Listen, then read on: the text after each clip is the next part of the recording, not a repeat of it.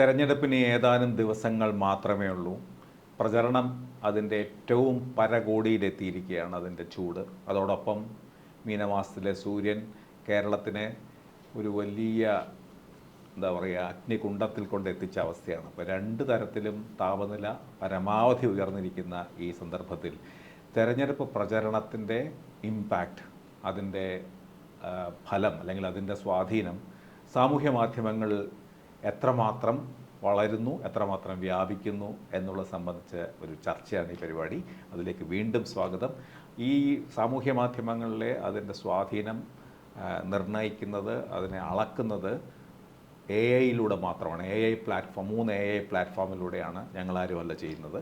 അതിന് ഡോക്ടർ അരുൺ സുരേന്ദ്രൻ. അരുൺ, നമ്മളിപ്പോൾ അവസാനത്തെ ഘട്ടത്തിലെത്തി. ഈ സാമൂഹ്യ മാധ്യമങ്ങളിലെ പ്രചാരണത്തിൻ്റെ രീതികൾക്ക് എന്തെങ്കിലും മാറ്റം, അതായത് ഈ വളർച്ച കോടിയിലെത്തിക്കുമ്പോഴേക്കും എങ്ങനെയാണ് മാറിയിരിക്കുന്നത്? ഇനി വളരെ കുറച്ച് ദിവസങ്ങളെ ബാക്കിയുള്ളൂ ഈ ചൂടും. അപ്പോൾ ഇതൊരു മാനിഫെസ്റ്റോ ഡ്രിവൺ, പോളിസി ഡ്രിവൺ ഇലക്ഷനേ അല്ല, മൊമെന്റ് ടു മൊമെന്റ് നടക്കുന്ന കാര്യങ്ങളാണ്. അപ്പോൾ അത് ഉപയോഗിച്ച് എങ്ങനെ ഒരു നറേറ്റീവിന് കളക്ട് ചെയ്യാം എന്നുള്ളതാണ് ഇവർ ആലോചിക്കുന്നത്. പക്ഷേ വളരെ ഫാസ്റ്റ് മൂവിങ്. നമ്മുടെ കഴിഞ്ഞ തവണ നമ്മൾ ചർച്ചയിൽ നിന്ന് ഈ ചർച്ചയിലെത്തുമ്പോൾ എന്താണ് മാറ്റം കാണുന്നത് ഓൺ ദി ഗ്രൗണ്ട് അല്ലെങ്കിൽ സോഷ്യൽ മീഡിയയിൽ?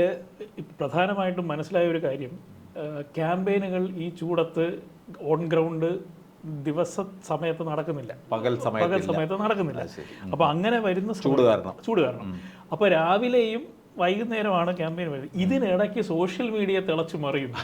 അപ്പോൾ അതാ ഈവനിങ്ങിലെ സ്ട്രാറ്റജി മാറ്റാനായിട്ട് പലരെയും പ്രേരിപ്പിക്കും. അത് ശരി. അപ്പോൾ സോഷ്യൽ മീഡിയ ആണ് ഇപ്പോഴത്തെ ക്യാമ്പയിന്റെ മുമ്പിൽ ഡ്രൈവ് ചെയ്യുന്നത് എന്നുള്ളൊരു സ്ഥിതിയിലേക്ക് എത്തി. കാരണം എനിവേർ ഇൻ കേരള ഒരു ചെറിയ സംഭവം ഉണ്ടാകുന്നു, അത് പെട്ടെന്ന് വൈറലായി മാറുന്നു. അപ്പോൾ അതിനെ എല്ലാ കാൻഡിഡേറ്റ്സും അഡ്രസ്സ് ചെയ്യേണ്ട ഒരു സിറ്റുവേഷൻ. പുതിയ ഉദാഹരണങ്ങൾ എന്താ? ഇപ്പോൾ പേരാമ്പ്രയിലെ ഒരു സംഭവമുണ്ട്, അത് എല്ലായിടത്തേക്ക് എത്തി. ഫോർ എക്സാമ്പിൾ, നമ്മൾ രാഹുൽ ഗാന്ധി വന്നു, പ്രൈം മിനിസ്റ്റർ വന്നു. രാഹുൽ ഗാന്ധി വന്ന പ്രസംഗത്തിൽ, അടൂര് ചെയ്തൊരു പ്രസംഗമാണ്, അതിൽ അയ്യപ്പനെയാണല്ലോ ആദ്യം പാട്ട് പാടി. അത് പിറ്റേ ദിവസം പത്രങ്ങൾ റിപ്പോർട്ട് ചെയ്യുന്നതിന് മുമ്പേ തന്നെ സോഷ്യൽ മീഡിയയിൽ വളരെ ഈസി ആയിട്ട് അതിനെ എഡിറ്റ് ചെയ്ത് വീട്ടിൽ പോയി ചോദിച്ചാൽ മതി എന്നുള്ള സോണിയാഗാന്ധിയും കൂടെ കണക്ട് ചെയ്ത് ആ മീമാണ് വളരെ ഏറ്റവും വൈറലായത്. അപ്പോൾ ഇപ്പോൾ social media can set some of the agenda. ഇത് മെയിൻ സ്ട്രീമിൽ റിഫ്ലക്ട് ചെയ്ത് തന്നെ ചീഫ് മിനിസ്റ്റർ സെഡ് ഡിബേറ്റ് നമുക്ക് സോഷ്യൽ മീഡിയയിൽ മതി. അതാണ്, അപ്പോൾ സോഷ്യൽ മീഡിയ ആണ് പ്രധാന പ്ലാറ്റ്ഫോം എന്നുള്ളത് മുഖ്യമന്ത്രി തന്നെ പ്രഖ്യാപിച്ചു. അപ്പോൾ അതുപോലെ ഇപ്പൊ നിയമത്തെ ഡിബേറ്റിനെ പറ്റി ആരും സംസാരിക്കുന്നില്ല. ഇടയ്ക്ക് കഴിഞ്ഞ പ്രാവശ്യം ഡിബേറ്റ് കത്തി നിന്നത്, സ്ഥാനാർത്ഥികൾ തമ്മിൽ ഒരു ഡിബേറ്റ് ഉണ്ടാവാം. അപ്പൊ നമ്മൾ അമേരിക്കൻ സ്റ്റൈലാണോ എന്നൊക്കെ രീതിയിൽ ചിന്തിച്ചു. പക്ഷെ ഇപ്പം മനസ്സിലായി ഡിബേറ്റ് ഇല്ല. മീമുകൾ അങ്ങോട്ടും ഇങ്ങോട്ടും ഉള്ള എക്സ്ചേഞ്ച്, വളരെ പെട്ടെന്ന് ജസ്റ്റിഫിക്കേഷൻ. ഇതില് AI has become very significant. കാരണം ആർക്കും സൃഷ്ടിക്കാം, ഇമേജസ് ഉണ്ടാക്കാം, നല്ല ഫിലിംസ് ഉണ്ടാക്കാം, മ്യൂസിക് ഇടാം, വേറൊരു ഫിലിമുമായിട്ട് ഇന്റർകട്ട് ചെയ്യാം. ഇങ്ങനെ വരുമ്പോൾ പണ്ടൊക്കെ ഡെഡിക്കേറ്റഡ് ടീം ഇരുന്ന് വളരെ എക്സ്പെൻസീവ് ആയിട്ട് ഡിജിറ്റൽ മാർക്കറ്റിംഗ് ചെയ്തുകൊണ്ടിരുന്നത് ആ AI ഇൻഫ്ലുവൻസ് അത് ചിലപ്പോൾ ഓവർ സ്റ്റെപ്പ് ചെയ്യും. ഈ നമ്മുടെ ഇലക്ഷൻ കമ്മീഷന് അതിലേക്ക് നോക്കേണ്ട സിറ്റുവേഷൻസ് വരും. അപ്പോൾ ഇതിന്റെ റിപ്പോർട്ടിങ്ങും മറു റിപ്പോർട്ടിങ്ങും, അപ്പം മറ്റേ ഭാഗം ചെയ്യുന്നത് അല്ല. ഇത് ഈ സൃഷ്ടിക്കുന്ന ആൾക്കാർ പൊളിറ്റിക്കൽ ബാക്ക്ഗ്രൗണ്ട് ഉള്ളവരായിരിക്കില്ല. അപ്പൊ അവര് പറഞ്ഞു വരുന്നിടത്ത് പൊളിറ്റിക്കൽ കറക്റ്റ്നെസ്സോ പോട്ടെ, ഇലക്ഷൻ നിയമവിധേയമാവണോ എന്നുള്ള കാരണം അത് സംബന്ധിച്ച് പുതിയ നിയമങ്ങൾ വന്നിട്ടുണ്ട്, കർശനമായ നിയമങ്ങൾ. അതെ. അപ്പൊ അതിലിപ്പോ ചിലയിടത്ത് ഞാൻ കണ്ടു, കുട്ടികളെ ഉപയോഗിച്ചൊരു വീഡിയോ വന്നു. സൃഷ്ടിക്കാൻ വളരെ എളുപ്പമാണ്, പക്ഷേ കുട്ടികളെ യാതൊരു കാരണവശാലും ഇതിലോട്ട് കൊണ്ടുവരാൻ പാടില്ല എന്നുള്ളത് റൂളാണ്. അപ്പൊ ഇത് പോയിന്റ് ഔട്ട് ചെയ്യാനും വാച്ച് ചെയ്യാനും കൂടെ ഒരു ബോഡി ഇപ്പൊ എല്ലാ ക്യാമ്പയിനിലും ഉണ്ടാകേണ്ട ഒരു സ്ഥിതിവിശേഷം. ചെലവിനെ പറ്റി മോണിറ്റർ ചെയ്തിരുന്നത് ഇപ്പൊ ഇത് ഇങ്ങനത്തെ കാര്യങ്ങളെ പറ്റി മോണിറ്റർ ചെയ്യേണ്ടി വരും. അതേപോലെ നേരത്തെ പറഞ്ഞ പോലെ നാഷണൽ ലീഡേഴ്സ് വരുമ്പോൾ അവർ 1 മണിക്കൂർ 1.5 മണിക്കൂറായിരിക്കും പ്രസംഗിക്കുന്നത്. ഇതിൻ്റെ അകത്തുനിന്ന് 10 സെക്കൻഡൊക്കെ ആയിരിക്കും. പ്രധാനമന്ത്രി പറഞ്ഞു A-team, അത് മാത്രമാണ് ഓടി വന്നത്. അത് വൈറലായി. അതേപോലെ ശബരിമലയെ പറ്റി പറഞ്ഞില്ല എന്നുള്ളതാണ്.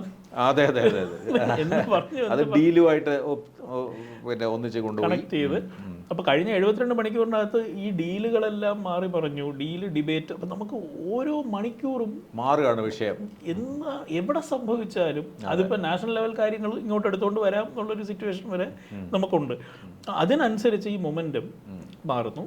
സ്റ്റഡി ആയിട്ട് ഹോൾഡ് ചെയ്യാൻ ഓരോ ഫ്രണ്ടും ശ്രമിക്കുന്നുണ്ട്. ഡെവലപ്മെന്റ് മെസ്സേജ് തന്നെ വരണം, അത് പാട്ടുകളായി വരാം. ചൂരൽമലയിലെ പുനർനിർമ്മാണം നമുക്ക് സ്ട്രെസ് ചെയ്യാം. കോൺഗ്രസിന്റെ സൈഡിലെ ഗ്യാരണ്ടി അതിങ്ങനെ സോഷ്യൽ വെൽഫെയർ പുഷ് ചെയ്തുകൊണ്ടിരിക്കുക. BJPക്ക് മാറ്റം, അതായത് ഇടതും വലതും ഭരിച്ചപ്പോൾ ഇത്. And these ads have now become very common. നിങ്ങൾ യൂട്യൂബ് തുറന്നാലും ഇത്, പാർട്ടികളുടെ പരസ്യങ്ങൾ, വെബ്സൈറ്റ് വന്നാലും ഇത് തന്നെ. അപ്പോൾ അതിന്റെ ഒരു ഇൻഫ്ലുവൻസ് സോഷ്യൽ മീഡിയയിലൂടെ. ആ പരസ്യങ്ങൾക്ക് ഫലമുണ്ടോ അറിയില്ല. ഇപ്പം അത് ഒരു പ്രചരണം പക്ഷേ വളരെ നന്നായിട്ട് നടക്കുന്നുണ്ട്. ബട്ട് അത് എങ്ങനെയാണ് ഒരു വൈറാലിറ്റി ക്രിയേറ്റ് ചെയ്ത് പോകുന്നത് എന്നുള്ളത് നമുക്കിപ്പോഴും, പക്ഷേ അതിന്റെ പ്രസൻസ് ഉണ്ട്. അതുപോലെ BJP മാനിഫെസ്റ്റോ ഇറക്കി, NDAയുടെ മാനിഫെസ്റ്റോ വന്നു. അപ്പോൾ അതിന് കുറച്ച് ട്രാക്ഷൻ കിട്ടി. UDF ഗ്യാരണ്ടികൾ നിൽക്കുന്നു. ഇതിനിടയ്ക്ക് ഡിബേറ്റിന്റെ കൂടെ തന്നെ FCRA അതൊരു വിഷയമായോ, അത് പെട്ടെന്നൊരു വിഷയമായി മാറി. അപ്പോൾ അത് പാർലമെന്റിൽ നമ്മൾ ഡിബേറ്റ് ചെയ്തില്ല. അതെ, പാർലമെന്റിൽ മാറ്റി. ഇമ്മീഡിയറ്റ് അത് ആർക്കാണ് പ്രയോജനം കൂടുതൽ എന്ന് വെച്ചാൽ, പ്രയോജനം പറയാറായില്ലെങ്കിലും ആരാണ് അവിടെ ഡോമിനേറ്റ് ചെയ്തത്? FCRAക്ക് എതിരായിട്ട്, അമെൻമെന്റിന് അതോ അതിന് അനുകൂലമായിട്ടുള്ളതായിരുന്നു? അല്ല, അമെൻമെന്റിന് എതിരായിട്ടുള്ള വികാരം തന്നെയാണ്. അതിനാണ് കേരളം പോലുള്ള സ്ഥലത്ത് അതാണ് സ്ട്രോങ് ആയിട്ട് വരുന്നത്. UDFും ശക്തമായിട്ട് അത് പ്രയോഗിച്ചു. അതുവഴി പിന്നെ അവരോരോരുത്തരുമാണ് മൈനോറിറ്റീസിന്റെ പ്രൊട്ടക്ടേഴ്സ് എന്നുള്ളൊരു രീതി വരുത്തിയെടുക്കാൻ ശ്രമിച്ചു. NDA had to defend. അത് ഒരുപാട് വീഡിയോ ക്ലിപ്പുകൾ അതിൽ വൈറലാവേണ്ടി വന്നു. PC ജോർജിന്റെ വീഡിയോ വേറൊരു വഴിക്ക് വൈറലായി പോയി. അപ്പോൾ ഒരുപാട് ഡേറ്റ ഇപ്പം നമുക്ക് അവൈലബിൾ ആണ്. ആദ്യം നമ്മൾ സംസാരിച്ചപ്പോൾ അത് പറഞ്ഞിരുന്നു, ഡേറ്റയുടെ ഒരു അൺഅവൈലബിലിറ്റി. ഇപ്പൊ പക്ഷേ നോക്കിയാൽ MLA ട്രാക്കർ എന്ന് പറഞ്ഞൊരു സൈറ്റ് കുറച്ച് മുമ്പേ വന്നിരുന്നു. നിയമസഭയിലെ ഡേറ്റ തന്നെയാണ്. ഇപ്പൊ ഓപ്പൺ ഡേറ്റ കേരള കമ്മ്യൂണിറ്റി, നമ്മളൊരു ഇൻഫോംഡ് വോട്ടർ ആവണമെങ്കിൽ ഇറ്റ്സ് ഈസി ടു ഫൈൻഡ്. നമ്മുടെ നിയോജക മണ്ഡലത്തിൽ കഴിഞ്ഞ 3-4 ഇലക്ഷൻ എന്താണ് സംഭവിച്ചുകൊണ്ടിരിക്കുന്നത്, അതിന്റെ എല്ലാം വിശദമായ ഡേറ്റ ഉണ്ട്. അതിന്റെ കൂടെ പഞ്ചായത്ത് ഇലക്ഷന്റെ ഉണ്ട്. അപ്പോൾ വളരെ ഗ്രാനുലർ ആയി. നമുക്കൊരു കാൽക്കുലേഷൻ ഒക്കെ നടത്തണമെങ്കിൽ നടത്താം. പ്രഡിക്ഷൻ എല്ലാവർക്കും ഇഷ്ടമുള്ള കാര്യമാണല്ലോ. ബട്ട് ഇത് സംബന്ധിച്ച ഒരു എന്താ ഇൻഫോംഡ് ആയിട്ടുള്ള ഒരു വോട്ടറിന് വേണ്ട വിവരങ്ങളെല്ലാം ഇപ്പൊ നമ്മുടെ മുമ്പിൽ ലഭ്യമാണ്. അത് ആര് എത്രയൊക്കെ നോക്കുന്നു എന്നുള്ളതേ ഉള്ളൂ. അതുപോലെ ഈ നല്ല ടൂളുകൾ അവൈലബിൾ ആണല്ലോ. ഇപ്പം നമ്മൾ കുത്തിയിരുന്ന് ചെയ്യണമെന്നില്ല. ഈ അനാലിസിസിന് ഈ ഡേറ്റ കൊടുത്തു കഴിഞ്ഞാൽ പറ്റും. അപ്പോൾ ഇൻഫോംഡ് വോട്ടേഴ്സിനെ സംബന്ധിച്ചിടത്തോളം ഇതൊരു നല്ല ഫസ്റ്റ് ഇലക്ഷൻ ആണ്, where we can take. But I think always പെർസെപ്ഷൻസും സ്ലോഗൻ ഡ്രിവണും അതാണ്. ഫാക്ട്സും വസ്തുതകളും എന്നെക്കാട്ടിലും വീക്ഷണമാണ് എപ്പോഴും വരുന്നത്. എപ്പോഴും അത് തന്നെയാണ് പ്രധാനം. ഈ ഒരു ലൈൻ വച്ചിട്ട് നമുക്ക് നിയമം, കഴിഞ്ഞ പ്രാവശ്യം നമ്മൾ പറഞ്ഞു, ലുക്ക് അറ്റ് നിയമം ആസ് ഒരു ഫ്ലാഷ് പോയിന്റോ ക്യാപ്സ്യൂൾ ഓഫ് ഇന്ത്യ മുഴുവൻ ശ്രദ്ധിക്കുന്ന മണ്ഡലം. BJPയുടെ ഒരേ ഒരു മണ്ഡലമായിരുന്നു, അത് നഷ്ടപ്പെട്ടതാണ്. ഇപ്പോൾ BJPയുടെ കേരള സംസ്ഥാന അധ്യക്ഷൻ മത്സരിക്കുന്നു. അത് അദ്ദേഹം കുറെ മാസങ്ങൾക്ക് മുമ്പേ പറഞ്ഞിട്ട് വന്ന് നിൽക്കുന്ന, അത്രയും ഷുവർട്ടിയോടെ നിൽക്കുന്ന. അപ്പോൾ അവിടെ വി സീ ദാറ്റ് ഇപ്പോൾ മെയിൻ സ്ട്രീം മീഡിയയിൽ മനോരമയുടെ സർവേ വന്നതോടുകൂടി ചന്ദ്രശേഖരൻ അനുകൂലമായിട്ടാണെന്നുള്ളത്. അപ്പോൾ സോഷ്യൽ മീഡിയയിൽ അത് ഒരുപാട് ഹൈലൈറ്റഡ് ആവുന്നു. മനോരമയും ഇങ്ങനെ പറഞ്ഞിരിക്കുന്നു, അവർ 2 സീറ്റേ പറയുന്നുള്ളൂ, അതിൽ 2 തിരുവനന്തപുരത്ത് തന്നെയാണ്. തിരുവനന്തപുരത്ത് കോർപ്പറേഷനിൽ നമുക്ക് ഇങ്ങനെ ഒരു വിജയം ഉണ്ടായി. അപ്പോൾ അത് ബേസ് ചെയ്ത് ഒരു മൊമെന്റം കൗണ്ടർ ചെയ്യുന്നുണ്ടോ? മറ്റേ മറുപക്ഷം ഡെഫിനറ്റ്ലി കൗണ്ടർ ചെയ്യുന്നുണ്ട്. അവിടെ മുമ്പത്തെ ഇപ്പം ശിവൻകുട്ടി ഈസ് ഹൈലൈറ്റിംഗ് ഡെവലപ്മെന്റ് എന്ന് നടന്നു. But they have held study ഉള്ളത്. തുറന്ന മറ്റേ അക്കൗണ്ട് പൂട്ടിച്ച സ്ഥലമാണ്.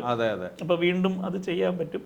At the same time Sabarinathan ഉണ്ടാക്കുന്ന ട്രാക്ഷൻ അത് വളരെ പ്രധാനമാണ്. LDF സ്ഥാനാർത്ഥിക്ക് അത് വളരെ പ്രധാനമാണ്. അപ്പൊ നമുക്കത് ഹിസ്റ്റോറിക്കലി അറിയാവുന്നതാണ്. ബട്ട് ഓഫ് ദ 3 ഇദ്ദേഹമാണ് യങ്ങസ്റ്റും മോസ്റ്റ് സോഷ്യൽ മീഡിയ സാവി എന്നുള്ളത് ഏകദേശം ആ വീഡിയോസ് വരുന്നതിന്റെ സോഷ്യൽ മീഡിയയിൽ എന്തായാലും അത് അനുകൂലമായിട്ടാണ്. കാരണം പുള്ളി വളരെ clear governance issues point out ചെയ്തു. ഐ തിങ്ക് രാജീവ് ചന്ദ്രശേഖർ ഇപ്പോൾ ഹീസ് ഫുള്ളി ഫോക്കസ്ഡ് ഓൺ നിയമം. ഇപ്പോൾ പ്രൈം മിനിസ്റ്റർ ഒക്കെ വരുമ്പോൾ പുള്ളിക്ക് പോകേണ്ടി വരുന്നുണ്ട്. അപ്പോൾ ഇനിയും April 4th വീണ്ടും പ്രൈം മിനിസ്റ്റർ ട്രിവാൻഡ്രത്ത് തന്നെ എത്തുന്നുണ്ട്. So those factors are weighing on him. At the same time മറ്റവർ 2 പേർക്കും കുറച്ചുകൂടെ സമയമുണ്ട് ശ്രദ്ധിക്കാൻ.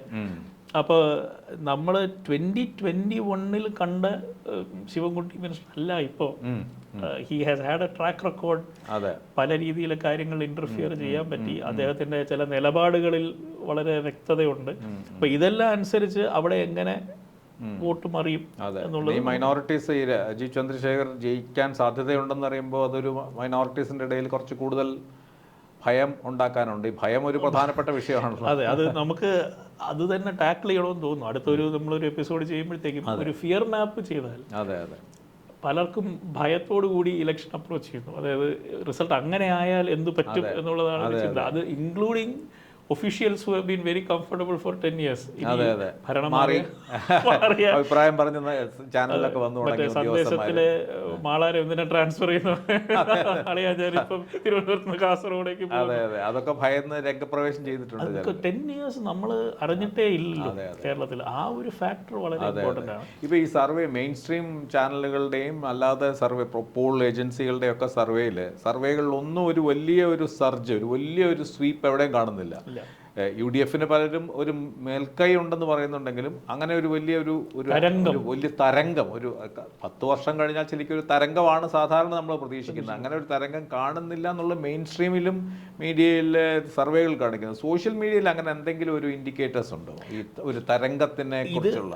AI നമ്മോട് സംസാരിക്കുമ്പോൾ അത് ഉപയോഗിക്കുന്ന ചില വാക്കുകൾ നമുക്ക് പിടികിട്ടുന്നുണ്ട്. അതായത് ചിലയിടത്ത് ഈ ഡീലിൻ്റെ കാര്യം ഡിസ്കസ് ചെയ്യുമ്പോഴത്തേക്കും ബന്ധം ഉള്ള വാക്ക് യൂസ് ചെയ്യും, ചിലയിടത്ത് അണ്ടർസ്റ്റാൻഡിങ് യൂസ് ചെയ്യുന്നു. അപ്പം നമുക്ക് മനസ്സിലാവുന്നുണ്ട് ആ സെന്റിമെന്റ്സിനകത്ത് in some places it looks very sure, ഒരു ഇതുണ്ട്, അണ്ടർ കറണ്ട് ഉണ്ട്. ചില സ്ഥലങ്ങളിൽ അണ്ടർസ്റ്റാൻഡിങ് എന്ന് പറഞ്ഞ് വിടുന്നിടത്ത് മേ ബി ഉണ്ടോ ഇല്ലയോ എന്ന് നമുക്ക് ഉറപ്പില്ല. ഈ ഡീലിന്റെ കാര്യത്തിൽ അപ്പൊ ഡീല് വെച്ചിട്ടാണ് എങ്ങോട്ട് സ്വിംഗ് ചെയ്യാം എന്നുള്ളത് നോക്കുന്നത്. ഇൻട്രസ്റ്റിംഗ് സിനാരിയോസ് എല്ലാ രീതിയിലും പ്രൊജക്ട് ചെയ്ത് വെക്കാമല്ലോ. ഇപ്പൊ നമ്മൾ ലെറ്റ്സ് സേ 69-69-2 ആണെങ്കിൽ എന്ത് സംഭവിക്കും? അങ്ങനെ അതുകൊണ്ട് ചിലർ പറയുന്നത് ഈ ഒരു ഫ്രാക്ചർഡ് മാൻഡേറ്റ് ആയ ഒരു തൂക്കുസഭയ്ക്ക് പോലും സാധ്യത ഉണ്ടെന്നൊക്കെ ചിലർ സൂചിപ്പിക്കുന്നുണ്ട്. ചിലത് അപ്പൊ ഘടകകക്ഷികൾ ഇമ്പോർട്ടൻ്റ് ആവും.